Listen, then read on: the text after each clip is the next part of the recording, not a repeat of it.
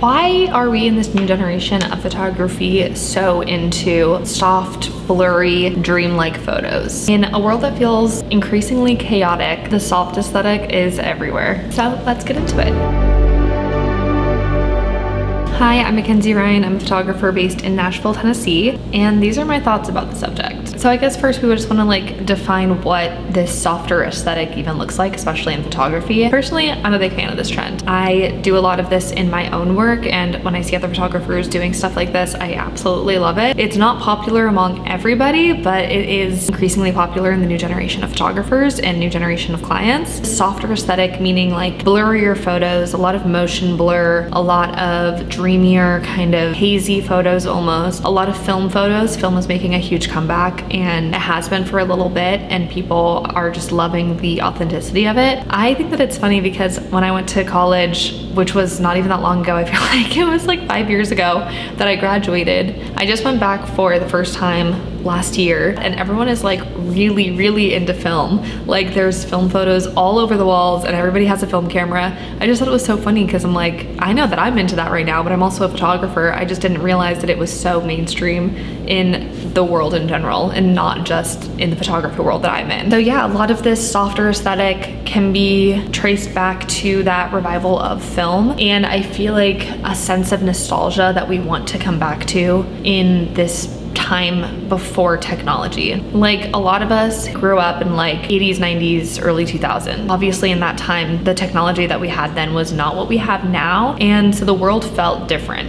It was also our childhood, so there's a reason why it felt different in that sense as well. We want to feel that same kind of nostalgia that we felt in our childhood and in that pre-technology time, and you can see that in photography when people are shooting these specific ways with this softer kind of aesthetic.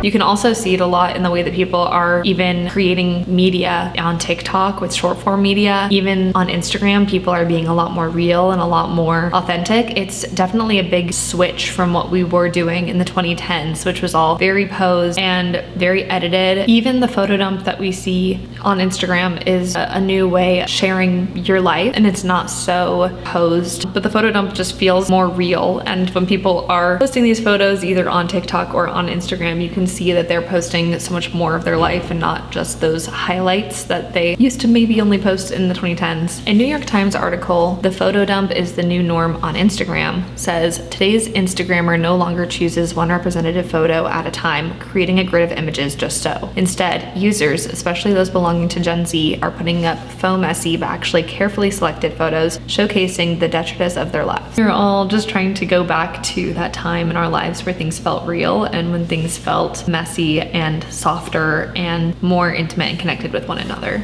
That same article continues to say, "Trying to mark life moments or maintain a photographic diary in the midst of such rampant commodification is, at this point, almost an act of resistance." And we see this on the rise as well of people doing this softer aesthetic as a resistance to the chaos and hardness of what life is with technology. We said that in the cottagecore aesthetic on TikTok. We also have a soft girl and dreamcore aesthetic that's been on the rise on TikTok. Those girls who are literally like spring in a person. You're going to realize it one day. That happiness was never a... Time for the child within you, don't you take me. I think that these all play a part in the way that people want to ingest their media and create their media.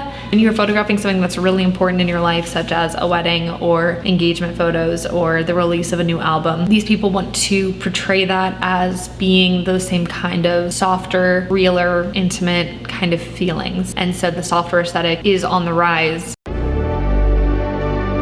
2020 to 2022, we were isolated and we really craved authenticity and connection with other people. And because of that, I think the rise of this authentic style of photography really started, and we wanted things to feel real. Overall, there was a huge rise of overstimulation, and there still is, with TikTok just being a constant thing that you can want. Our attention spans are going down. We can sit on our phone and just be phone zombies for hours and hours, and things are happening so fast, and there's so many emotions running through our bodies when we are watching these videos that are just way too much for a little human mind to comprehend, in my opinion. Not that I don't do it, because I do, but still. And so we have this desire for slowness, and we have this desire for community in a different sense, and for feeling that nostalgia of what we had before all of this was around. We want to see that in our lives now. And I think that this goes to digital minimalism when it comes to film and vinyl. But no, I think that with how quickly things have progressed, especially in the photography community, that is a feeling that we crave so much, and we want to be able to have those real moments captured in a real way. Amy Blankson for Forbes says that creating digital wellness requires intentional boundaries, mindful communication, and a culture that prioritizes human connection over constant connectivity. I think that we see that a lot in the pandemic. People were feeling that they weren't connected with one another. Obviously, we had to be isolated from one another. People were really reverting to social media to have that connection. And then once the pandemic stopped and we no longer had to be isolated, we continued to see that flock towards social media to feel that connection, and we no longer felt it between each other anymore. And this is all fine and true, but the way that this relates to photography and the soft aesthetics, we really want that connectivity between people again. And looking at a photo that's blurry of you and your friends laughing feels more real and authentic than a post photo of you guys standing outside of a diner. So I think that that's why we revert more towards that slower pace, messier, softer kind of aesthetic than we originally did before the pandemic. Nostalgia and the aesthetic of memory and how we achieve that in photography, and why that's become such a bigger thing in our society. We've seen Gen Z and millennials be deeply drawn to retro aesthetics like film and film grain, but also the messier kind of things like blurry photos and light leaks. This is because they evoke a feeling of nostalgia and authenticity that feel increasingly rare in today's world. These visual throwbacks really bring us back to simpler times, whether they're real or imagined. Moments that felt slower and less curated, like when your mom would bring out the disposable camera to take photos of you and your family on Christmas morning, or when you would take a disposable camera to camp to take photos of deer as they were running and your friends as you guys were getting ready for a camp dance. These are all things that are specific to me, by the way, but I think that you understand where I'm coming from. An era of algorithm-driven content where everything is so specifically curated to you and for you. These imperfections really offer people that emotional texture, and it reminds them of home videos, old family photos, and early 2000s media, like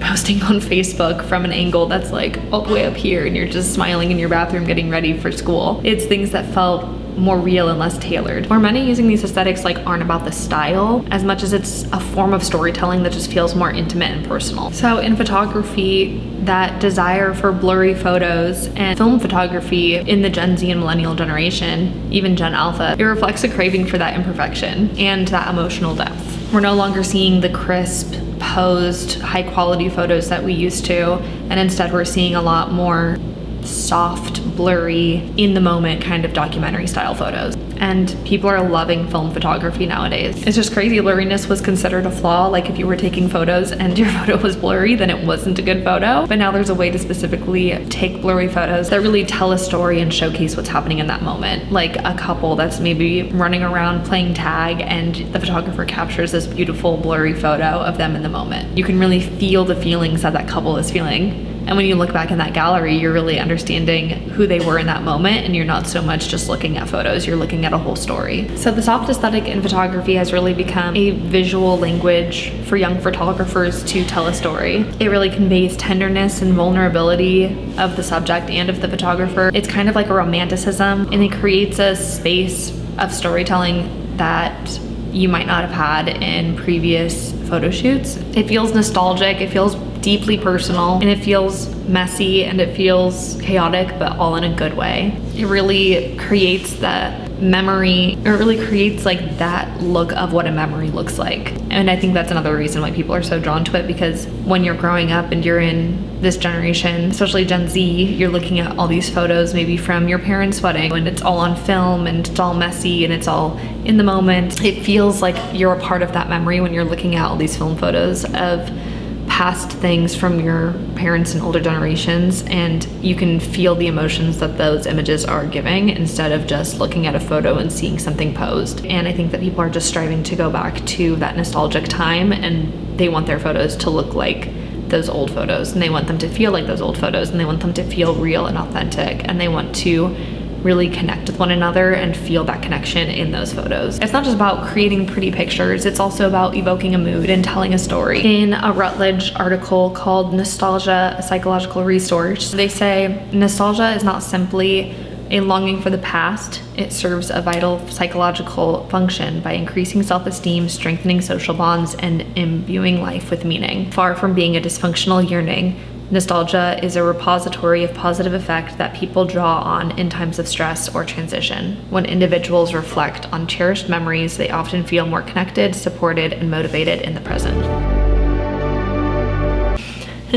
Okay, I stopped recording for a second, but I'm just going to say some final thoughts. That together, all of these visual choices that we're making, like blurriness and film and overall softness, really reflect the generational desire to create art, and specifically art that has a story and that resonates emotionally and is beautifully imperfect. Gen Z millennials aren't just looking back and trying to create what we had before, but we're using the past to express something that feels real and that feels human. So yeah.